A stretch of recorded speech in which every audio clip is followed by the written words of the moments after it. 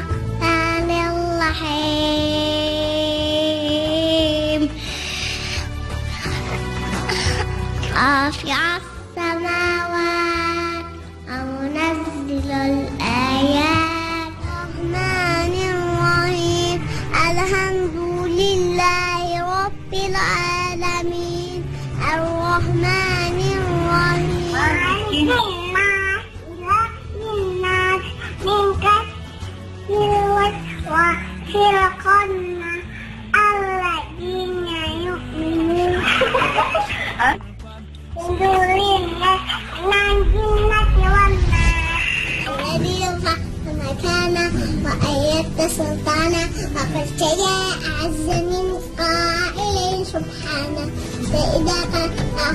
Menggemaskan sekaligus mengharukan ya sahabat umat.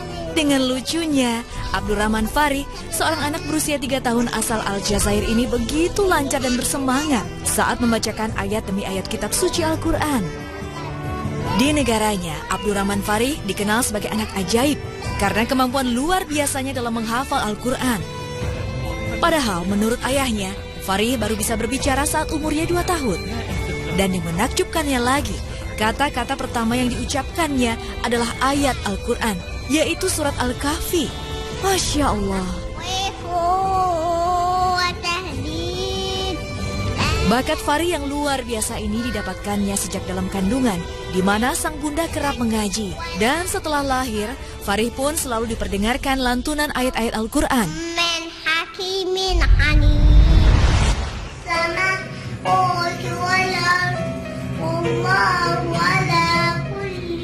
Kisah menakjubkan lainnya pun datang dari Azerbaijan, di mana seorang gadis kecil dan cantik ini mampu dengan fasihnya membacakan hafalan-hafalan Al-Quran sebanyak 37 surat. Masya Allah. Sejak umur 1 tahun lebih, Zahra memang lebih menyukai lafaz-lafaz dan ayat Al-Quran daripada menyanyikan lagu anak-anak pada umumnya. Sang ibu memang rajin membaca Al-Quran semasa mengandung Zahra. Ia juga kerap mendengarkan lantunan ayat-ayat suci yang diputar melalui kaset atau CD. Sejak Zahra bayi, sang ibu sering membacakan Al-Quran di hadapannya. Dan Zahra pun suka mengulangi apa yang dibacakan ibunya. Alhamdulillahi rabbil alamin. Ar-Rahmanirrahim. Maliki yaumiddin. Kini, Zahra sudah masuk ke madrasah hafalan Al-Quran di daerahnya. Sang ibu memang bercita-cita untuk memiliki anak yang hafal Al-Quran. Insya Allah.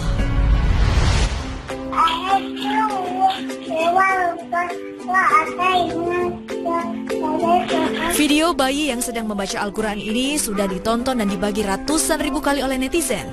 Dalam video yang diunggah ke laman YouTube, terlihat seorang bayi laki-laki tengah memegang Al-Quran dan membacanya. Meski masih balita, namun bacaan Al-Quran balita ini sangat fasih. Ia juga sudah mampu menghafalkan beberapa surat-surat pendek Al-Quran seperti An-Nasr, Al-Lahab, Al-Kautsar, dan juga An-Nas. Meskipun terlihat memegang Al-Quran, tapi diyakini balita itu belum bisa membaca dan hanya menghafal.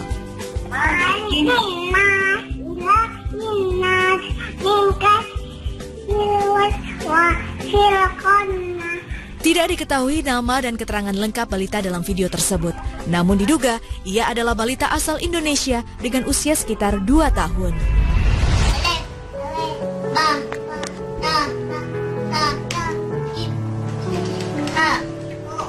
Video tentang seorang kakak laki-laki mengajari adiknya mengaji ini banyak mendapatkan pujian. Dalam video yang sudah ditonton puluhan ribu kali ini, sang kakak terlihat mengajari adiknya huruf hijaiyah. Diperkirakan usia sang kakak sekitar 5 tahun dan adiknya 2 tahun. Namun sang kakak sudah bisa mengajari adiknya dengan baik. Tidak diketahui keterangan lengkap mengenai 2 kakak beradik yang kompak belajar Al-Quran ini. Sahabat umat, Allah Azza wa Jalla memang maha kuasa atas segalanya. Tanda-tanda kebesarannya tersebar di jagat raya. Kehadiran anak-anak yang luar biasa di tengah kaum muslimin menjadi salah satu tanda kebesaran Allah Subhanahu wa Ta'ala. Faktanya, di usia ini, anak berada pada perkembangan terbaik untuk fisik dan otak anak yang sering disebut dengan istilah Golden Age.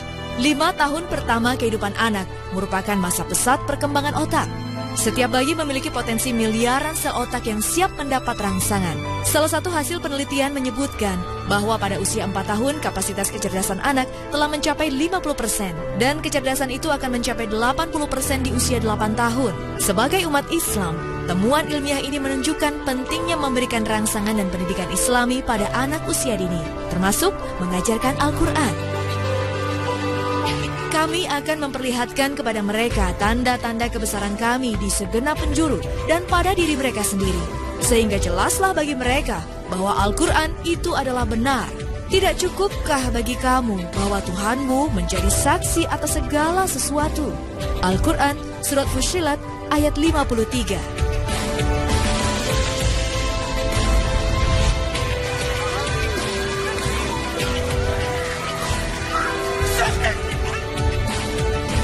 Penderitaan membawa berkah. Sejumlah pengungsi Suriah berhasil bangkit dari keterpurukan. Umat segera kembali.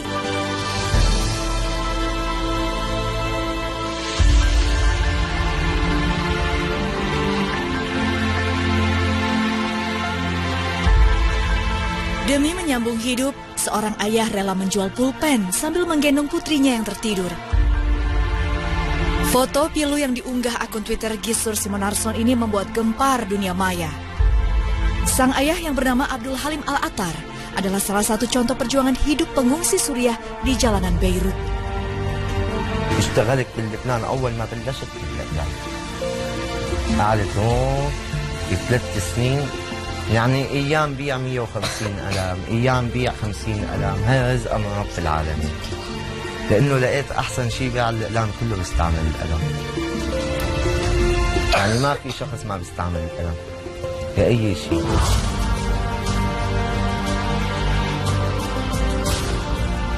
Perjuangannya berbuah manis. Unggahan fotonya mendapat respon luar biasa.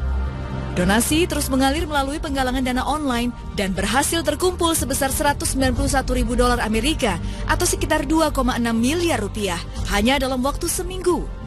Masya Allah. Dari hasil donasi, ayah 2 orang anak ini mampu mempunyai usaha sendiri. Ia membangun usaha berupa 2 toko roti, 1 kedai kebab, dan sebuah restoran kecil.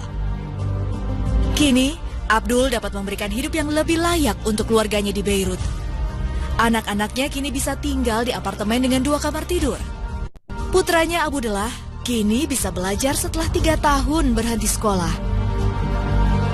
Namun kesuksesan tidak membuatnya lupa terhadap nasib saudara, keluarga maupun sesama pengungsi Suriah. Ia pun membangun lapangan kerja untuk rekan-rekannya dengan mempekerjakan 16 pengungsi Suriah di tokonya. Sebanyak $25.000 Amerika atau sekitar 350 juta rupiah ia donasikan untuk teman-teman dan anggota keluarganya di Suriah.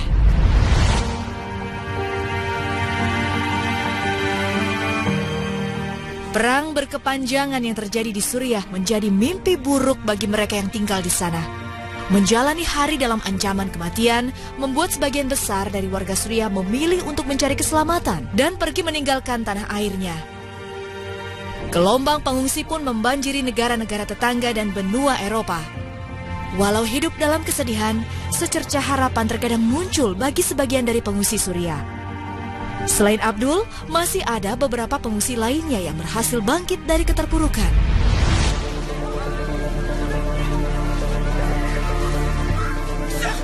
Sahabat umat, masih ingatkah Anda dengan ayah dan anak pengungsi Suriah yang ditendang oleh seorang juru kamera di perbatasan Serbia hingga terjatuh?